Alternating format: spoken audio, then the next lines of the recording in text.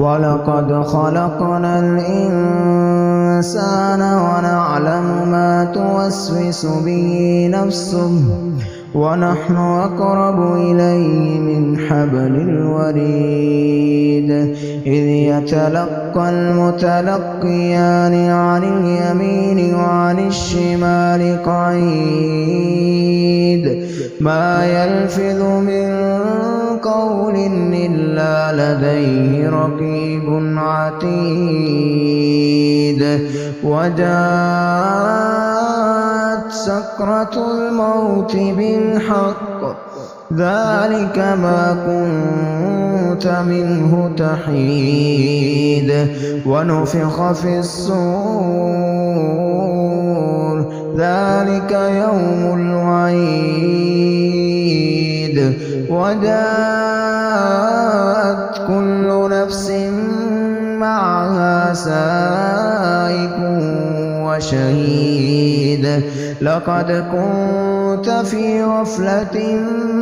من هذا فكشفنا عنك غطاءك فبصرك اليوم حديد وقال قرينه هذا ما لدي عتيد ألقيا في جهنم كل كفار عنيد مناع للخير معتد مريب الذي جعل مع الله إلها آخر فألقياه في العذاب الشديد قال قرينه ربنا ما طغيته ولكن كان في ضلال بعيد قال لا تختصموا لدي وقد قدمت إليكم بالوعيد ما يبدل القول لدي وما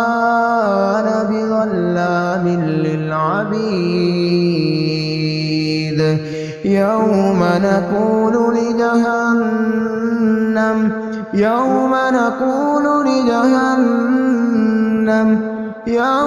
نقول لجهنم هل امتلأت